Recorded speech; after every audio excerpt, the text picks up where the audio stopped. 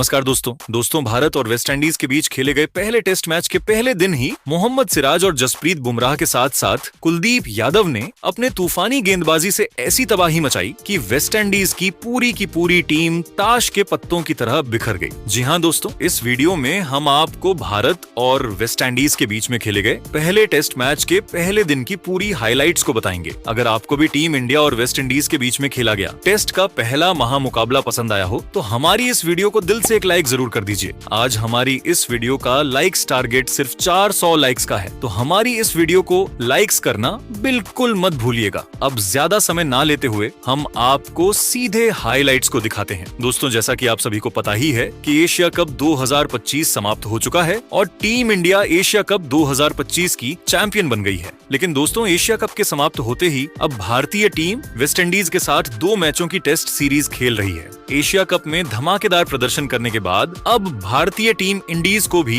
रौंदने के लिए पूरी तरीके से तैयार हो चुकी थी। यह मुकाबला दुनिया के सबसे बड़े क्रिकेट स्टेडियम अहमदाबाद के नरेंद्र मोदी स्टेडियम में खेला जा रहा है। करोड़ों क्रिकेट प्रेमियों को इस मुकाबले का बेसब्री से इंतजार था। अहमदाबाद का मैदान लाखों दर्शकों से खचाखच भरा हुआ था। हर तरफ तिरंगे ही लहरा रहे थे और भारतीय फैंस अपने खिलाड़ियों का उत्साह बढ़ाने के लिए मैदान में उपस्थित थे। इस मुकाबले में सिक्का उछाला गया तो किस्मत ने वेस्ट इंडीज का साथ दिया और वेस्ट इंडीज के कप्तान रोस्टन चेज ने टॉस जीतकर बल्लेबाजी करने का फैसला कर लिया और भारतीय टीम को गेंदबाजी करने के लिए आमंत्रित किया। मुकाबला शुरू हुआ तो वेस्ट इंडीज की तरफ से बल्लेबाजी करने के लिए 2 शानदार बल्लेबाज जॉन कैंपवेल के साथ टैगनारिन चंद्रपाल की खतरनाक जोड़ी मैदान पर उतरी। दोनों बल्लेबाजों के कंधों पर वेस्ट इंडीज को अच्छी शुरुआत दिलाने की जिम्मेदारी थी। वहीं दूसरी तरफ टीम इंडिया की तरफ से गेंदबाजी करने के लिए पहला ओवर लेकर आए। रफ्तार के सौदागर कहे जाने वाले जसप्रीत बुमराह अपनी खतरनाक गेंदबाजी से दोनों बल्लेबाजों को खूब परेशान कर रहे थे। लेकिन चौथी गेंद टीम इंडिया के मिस फील्डिंग की वजह से बाउंड्री को पार करते हुए 4 रनों के लिए चली गई और इस तरीके से इंडीज का खाता खुला। दूसरे ओवर में टीम इंडिया के कप्तान शुभमन गिल ने गेंदबाजी करने के लिए तेज गेंदबाज मोहम्मद सिराज को भेज दिया। उनके सामने स्ट्राइक पर मौजूद थे टैगनारिन चंद्रपाल। सिराज की खतरनाक गेंदबाजी के सामने चंद्रपाल संभल कर बल्लेबाजी करते हुए अपना विकेट बचाने में लगे हुए थे, क्योंकि उन्हें पता था कि अगर वह सिराज के सामने कोई बड़ा शॉट खेलने का प्रयास करेंगे तो उन्हें महंगा पड़ सकता है। इसीलिए उन्होंने सिर्फ और सिर्फ डिफेंस किया। खतरनाक गेंदबाजी करते हुए सिराज ने दूसरे ओवर में एक भी रन नहीं खर्च किया। तीसरे ओवर में भी टीम इंडिया के कप्तान शुभमन गिल ने जसप्रीत बुमराह के ऊपर भरोसा जताया और गेंदबाजी करने के लिए उनको भेज दिया। लेकिन इस बार जॉन कैम्बेल ने उनकी जमकर धुनाई कर दी। शानदार बल्लेबाजी करते हुए जॉन ने ओवर की तीसरी गेंद पर तगड़ा प्रहार किया। गेंद तेजी से बाउंड्री की तरफ बढ़ी जहां पर खड़े थे रविंद्र जडेजा, लेकिन वह गेंद को नहीं रोक सके और जॉन को चौका मिल गया। इसके बाद 5वीं गेंद पर जॉन ने एक और जबरदस्त चौका लगाकर जसप्रीत बुमराह के होश उड़ा दी। बुमराह ने तीसरे ओवर में 8 रन खर्च कर दिए। 3 ओवर की समाप्ति के बाद इंडीज का स्कोर विनर किसी विकेट के नुकसान पर 12 रन बन चुका था। चौथे ओवर में टीम इंडिया के कप्तान शुभमन ने रणनीति बनाई और फील्डिंग में बदलाव किया। साथ ही बॉलिंग अटैक पर मोहम्मद सिराज को लगाया। इस बार सिराज ने खतरनाक गेंदबाजी करते हुए चंद्रपाल को खूब चकमा दिया और उन्हें एक रन के लिए तरसा दिया। तभी तूफानी गेंदबाजी करते हुए सिराज ने ओवर की 5वीं गेंद पर चंद्रपाल को अपना शिकार बनाया और उन्हें ध्रुव जुड़ैल के हाथों कैच पकड़वा कर उन्हें पवेलियन का रास्ता दिखा दिया। इस तरीके से वेस्ट इंडीज को तगड़ा झटका चौथे ही यह ओवर में लग गया और चंद्रपाल बिना खाता खोले ही निराश मन से वापस लौट गए। 4 ओवर के समाप्ति के बाद वेस्ट इंडीज का स्कोर एक विकेट के नुकसान पर 12 रन था। टैगनारिन चंद्रपाल का विकेट गिरने के बाद अब जॉन कैंपबेल का साथ देने के लिए मैदान पर उतरे एली कथंजे। वहीं टीम इंडिया की तरफ से 5वें ओवर में गेंदबाजी करने के लिए आए बुमराह ने शानदार गेंदबाजी का नजारा पेश करते हुए एक भी रन नहीं बनने दिया, यानी कि यह ओवर मेड इन रहा। अगले ओवर में टीम इंडिया की तरफ से गेंदबाजी करने के लिए आए मोहम्मद सिराज और ओवर की दूसरी गेंद भारतीय टीम के मिस फील्डिंग की वजह से 4 रनों के लिए चली गई और वेस्ट इंडीज को 4 एक्स्ट्रा रन मिल गए। इसके बाद 5वीं गेंद पर एली कथंजे ने तगड़ा चौका लगाकर वेस्ट इंडीज के स्कोर को तेजी से आगे बढ़ने का प्रयास किया। 6 ओवर की समाप्ति के बाद वेस्ट इंडीज का स्कोर एक विकेट के नुकसान पर बेशर्म था। लेकिन दोस्तों, अगले ही ओवर में जसप्रीत बुमराह ने खतरनाक गेंदबाजी करते हुए जॉन कैंपबेल को अपने जाल में फंसाया और गेंद जॉन के बल्ले से लगाकर सीधा विकेट कीपर ध्रुव जुड़ैल के हाथों में चली गई। इस तरीके से वेस्ट इंडीज का दूसरा विकेट गिर गया। अब वेस्ट इंडीज की पारी को एलिक अथांजे और ब्रैंडन किंग मिलकर संभाल रहे थे।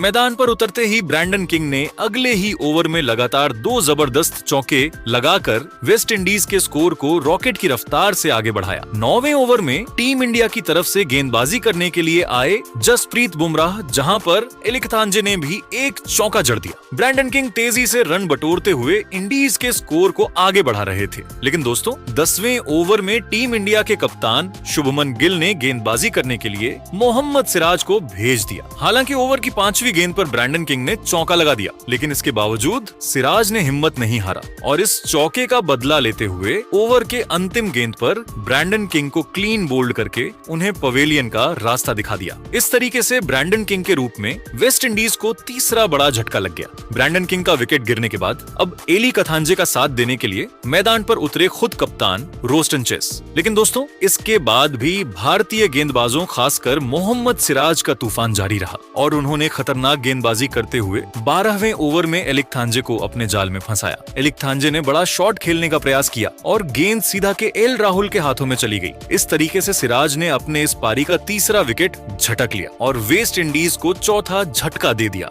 अब इंडीज का स्कोर, इंडीज के 4 बड़े बल्लेबाजों के पवेलियन लौट के बाद अब परी को संभाल रहे थे सायोप और रोस्टन चेज मिलकर दोनों बल्लेबाजों के कंधों पर अपनी टीम की पूरी जिम्मेदारी आ चुकी थी। 13वें ओवर में टीम इंडिया के गेंदबाजी में बदलाव देखने को मिला और शुभमन गिल ने गेंदबाजी करने के लिए नीतीश कुमार रेड्डी को बुला लिया, जिनका स्वागत रोस्टन चेस ने तीसरी गेंद पर चौका लगाकर किया। फिर उन्होंने सिंगल लेकर स्ट्राइक साई होप को दे दिया। स्ट्राइक पर आते ही साई ने भी शानदार चौका लगाकर वेस्ट इंडीज के स्कोर को 50 रनों के पार पहुंचा दिया। 16वें ओवर में टीम इंडिया की गेंदबाजी में एक बार फिर से बदलाव किया गया और इस बार शुभमन गिल ने बॉलिंग करने के लिए स्पिनर रविंद्र जडेजा को भेज दिया, जिनका स्वागत रोस्टन चेस ने ओवर की तीसरी गेंद पर चौका लगाकर किया। अगले ओवर में वेस्ट इंडीज के दोनों बल्लेबाजों ने 6 रन जोड़ डाले, जिसमें साई होप ने लेग साइड की दिशा में एक तगड़ा चौका लगाया था। 18वें ओवर में टीम इंडिया की तरफ से रविंद्र जडेजा ने गेंदबाजी किया, जहां पर इंडीज के दोनों बल्लेबाजों ने सिंगल डबल की सहायता से ही काम चलाया और 4 रन जोड़कर अपनी टीम के स्कोर को 65 रनों तक पहुंचा दिया। दोस्तों, यहां से साई होप और रोस्टन चेस दोनों बल्लेबाज पूरी तरीके से मैदान पर सेट होते हुए दिखाई दे रहे थे और दोनों बल्लेबाजों के बीच में एक साझेदारी भी पनप रही थी।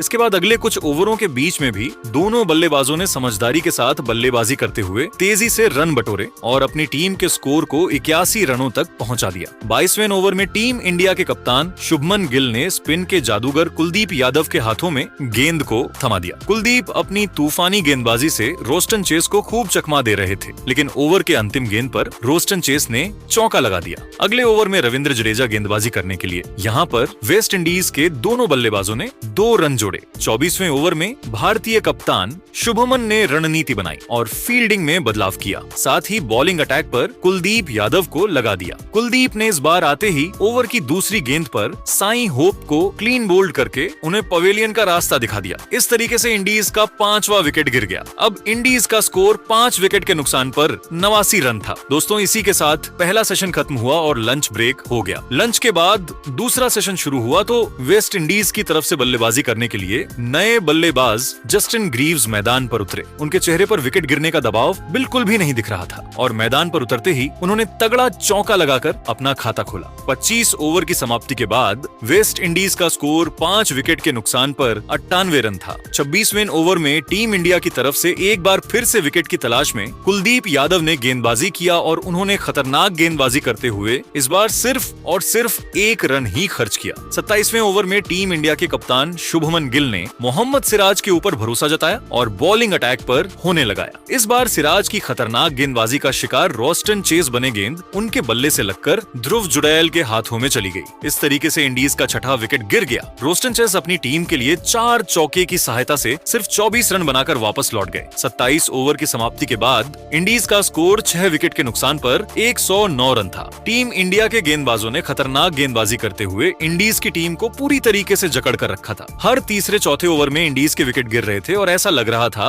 कि वेस्ट इंडीज बहुत जल्द ही ऑल आउट हो जाएगी। रोस्टन चेस के पवेलियन लौट के बाद अब जस्टिन ग्रीव्स और ख्यारी पियरे वेस्ट इंडीज की पारी को संभाल रहे थे। 22वें ओवर में टीम इंडिया की तरफ से गेंदबाजी करने के लिए आए कुलदीप यादव और ओवर की पहले ही गेंद पर एग्जॉस्टन ने चौका लगा दिया। इसके बाद चौथी गेंद को उन्होंने लॉन्ग उमाफ की दिशा में धकेल दिया और चीते की रफ्तार से दौड़कर 2 रन चुरा ली। इस तरीके से जस्टिन ग्रीव्स ने अकेले कुलदीप के इस ओवर से 6 रन रन जोड़ डाले और वेस्टइंडीज का स्कोर 115 रनों तक पहुंच गया। 29वें ओवर में ख्यारी पेरे ने भी एक शानदार चौका लगाया। अगले ओवर में कुलदीप ने शानदार गेंदबाजी का नजारा पेश करते हुए इंडीज के दोनों बल्लेबाजों को खूब परेशान किया। दोस्तों, टीम इंडिया के खतरनाक के गेंदबाजी के सामने इंडीज के बल्लेबाजों के लिए एक एक रन बनाना काफी मुश्किल हो रहा था। जहां एक तरफ से जसप्रीत बुमराह और सिराज की तेज गेंदबाजी इंडीज के बल्लेबाजों को परेशान कर रही थी, तो वहीं दूसरी तरफ कुलदीप यादव अपने स्पिन से कहर बरपा रहे थे। दोस्तों, मुकाबला आगे बढ़ता गया और इसके बाद अगले कुछ ओवर में वेस्ट इंडीज के दोनों बल्लेबाजों ख्यारी पेरे और जस्टिन ग्रीव्स ने कुछ बाउंड्रीज भी लगाए। दोनों खिलाड़ियों ने कुछ समय तक वेस्ट इंडीज के पारी को संभाल लिया और समझदारी के साथ बल्लेबाजी करते हुए अपनी टीम के स्कोर को 139 रनों तक पहुंचा दिया। लेकिन दोस्तों, 38वें ओवर में टीम इंडिया के कप्तान शुभमन गिल ने गेंदबाजी करने के लिए स्पिनर वॉशिंगटन सुंदर को बुला लिया, जिनका स्वागत जस्टिन ने ओवर की पहली ही गेंद पर चौका मारकर किया। इसके बाद दूसरी गेंद पर सिंगल लेकर स्ट्राइक ख्यारी पेरे को दे दिया। लेकिन दोस्तों, ख्यारी पेरे 5वीं गेंद पर वॉशिंगटन सुंदर का शिकार हो गए और सुंदर ने उन्हें एलबीडब्ल्यू करके पवेलियन का रास्ता दिखा दिया। इस तरीके से वेस्ट इंडीज का 7वां विकेट गिर गया। अब यहाँ से वेस्ट इंडीज की टीम इस मुकाबले में पूरी तरीके से फंसती हुई दिखाई दे रही थी और ऐसा लग रहा था कि टी ब्रेक से पहले ही वेस्ट इंडीज की पारी समाप्त हो जाएगी। दोस्तों, इससे पहले कि वेस्ट इंडीज की पारी संभाल पाती, तभी 39वें ओवर में जसप्रीत बुमराह ने आतंक का दूसरा नाम बनते हुए जस्टिन ग्रीव्स के स्टंप उखाड़ दी। इस तरीके से जस्टिन क्लीन बोल्ड होकर बेहद निराश मन से वापस लौट गए और वह अपनी टीम के लिए 32 रन बनाकर वापस लौट गए। 39 ओवर की समाप्ति के बाद इंडीज का स्कोर 8 विकेट के नुकसान पर 150 रन था। अब वेस्ट इंडीज की तरफ से बल्लेबाजी करने के लिए मैदान पर जोमेल वॉरिकन और जोहान लेन खड़े हुए थे। लेकिन दोस्तों, बुमराह की खतरनाक गेंदबाजी के सामने यह जोड़ी भी मैदान पर नहीं टिक सकी और 41वें ओवर में बुमराह ने जोहान लेन को क्लीन बोल्ड करके उन्हें भी पवेलियन का रास्ता दिखा दिया। इस तरीके से इंडीज को 9वां झटका लग गया। अब इंडीज की पारी समाप्त होने से सिर्फ एक विकेट दूर थी और अंतिम उम्मीद बनकर जोमेल वॉर्गन और जेडन सील्स मैदान पर उतरे। 41 ओवर की समाप्ति के बाद इंडीज का स्कोर 9 विकेट के नुकसान पर 155 रन था। दोस्तों, भारत के गेंदबाजी की बात करें तो अब तक बुमराह ने खतरनाक गेंदबाजी करते हुए 3 विकेट ले लिया था, जबकि मोहम्मद सिराज ने तूफान ने गेंदबाजी करते हुए 4 विकेट झटके थे और उनके पास 5 विकेट पूरा करने का मौका था। दोस्तों, टीम इंडिया के कप्तान शुभमन गिल ने अगले 2-3 ओवर तक बॉलिंग अटैक पर लगातार मोहम्मद सिराज और जसप्रीत बुमराह को लगाया, लेकिन दोनों गेंदबाज विकेट नहीं निकल सके। इसीलिए 45वें ओवर में उन्होंने गेंदबाजी करने के लिए कुलदीप यादव को बुला लिया और कुलदीप ने आते ही ओवर की पहली ही गेंद पर जोमेल वॉरिकन को ध्रुव जुड़ैल के हाथों कैच पकड़वाकर उन्हें पवेलियन का रास्ता दिखा दिया। इस तरीके से वेस्ट इंडीज की टीम अपनी पहली पारी में 162 रन बनाकर ऑन आउट हो गई। टीम इंडिया की तरफ से गेंदबाजी करते हुए सबसे ज्यादा 4 विकेट मोहम्मद सिराज ने झटके, जबकि बुमराह ने 3 विकेट अपने नाम किया। तो वहीं कुलदीप यादव ने 2 बड़े बल्लेबाजों को अपना शिकार बनाया और वॉशिंगटन सुंदर को भी 1 विकेट मिला। वेस्ट इंडीज की बल्लेबाजी की बात करें तो सबसे ज्यादा 32 रन जस्टिन ग्रीव्स ने बनाए। वहीं साई होप ने 26 रनों की पारी खेली, जबकि रोस्टन चेस ने 24 रनों का योगदान दिया। दोस्तों, यह नजारा बताता है कि भारतीय गेंदबाज किस तरह अपनी घरेलू परिस्थितियों में विपक्ष को रौंद सकते हैं। महज 2 सेशनों में पूरी वेस्ट इंडीज टीम पवेलियन लौट चुकी थी। अब बारी थी भारतीय बल्लेबाजों की और क्रीज पर उतरे टीम इंडिया के 2 भरोसेमंद सलामी बल्लेबाज यशस्वी जायसवाल और केएल राहुल। दोनों बल्लेबाजों ने सदी हुई शुरुआत की। जायसवाल और राहुल जानते थे कि शुरुआती कुछ ओवरों में विकेट बचाना बेहद जरूरी है। गेंद नहीं थी और वेस्ट इंडीज के गेंदबाज पूरी ताकत से झोंक रहे थे, लेकिन राहुल और जायसवाल ने शांति से गेंदें खेली और स्कोर बोर्ड को धीरे धीरे आगे बढ़ाते रहे। जब भारत का स्कोर 23 रन तक पहुंच चुका था, तभी आसमान में काले बादल छा गए और बारिश ने खेल रोक दिया। मैदान पर कवर बिछा दिए गए और खिलाड़ियों को पवेलियन लौटना पड़ा। लगभग 22 मिनट तक खेल बंद रहा। दर्शक थोड़े निराश हुए, लेकिन उनकी उम्मीदें जिंदा थीं। आखिरकार बारिश थमी और मुकाबला फिर से शुरू हुआ। बारिश के बाद जैसे ही खेल दोबारा शुरू हुआ, यशस्वी जायसवाल ने अपने गियर बदल दिए। शुरुआत में जो जायसवाल शांत और धैर्य से खेल रहे थे, वही अब आक्रामक अंदाज में नजर आए। उन्होंने चौकों की झड़ी लगा दी। मैदान में हर ओर गेंद जाती हुई दिख रही थी, कभी कवर ड्राइव, कभी पुल शॉट, तो कभी स्ट्रेट ड्राइव। उनकी इस आक्रामकता के दम पर भारत का स्कोर 50 रन के पार पहुंच गया। दूसरी ओर केएल राहुल भी बेहद सटीक बल्लेबाजी कर रहे थे। वे अपनी क्लासिक तकनीक और शानदार शॉट शॉट्स से गेंदबाजों को थकाते जा रहे थे। दर्शकों को लग रहा था कि दोनों बल्लेबाज मिलकर भारत को मजबूत स्थिति में ले जाएंगे, लेकिन क्रिकेट का खेल हमेशा अनिश्चितताओं से भरा रहता है। जब भारत का स्कोर 68 रन था, तभी जर्डन सील्स ने वेस्ट इंडीज को पहली सफलता दिला दी। सील्स ने एक शानदार गेंद फेंकी, थोड़ी शॉर्ट ऑफ लेंथ और शरीर के करीब। जायसवाल ने उसे कट करने की कोशिश की, लेकिन गेंद बल्ले का किनारा लेकर सीधे विकेट कीपर शाही होप के हाथों में चली गई। वेस्ट इंडीज ने आखिरकार वो विकेट हासिल कर लिया जिसका वे बेसब्री से इंतजार कर रहे थे। जायसवाल 36 रन बनाकर आउट हुए। उनकी पारी में 7 चौके शामिल थे। ये पारी छोटी जरूर रही, लेकिन टीम को मजबूत शुरुआत देने के लिहाज से बेहद अहम थी। जायसवाल के आउट होने के बाद साई सुदर्शन बल्लेबाजी करने आए। सभी को उनसे बड़ी पारी की उम्मीद थी,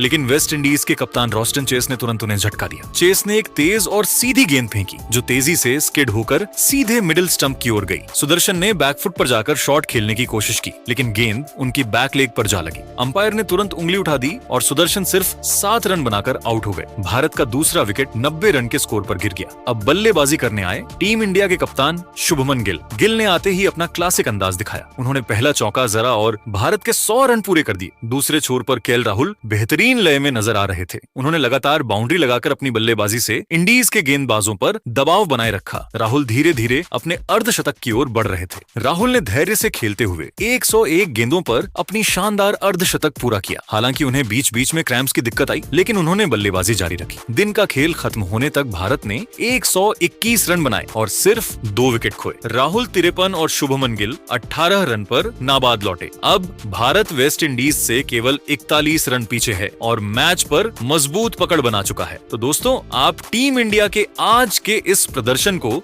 10 में से कितने नंबर दोगे? कमेंट जरूर करें।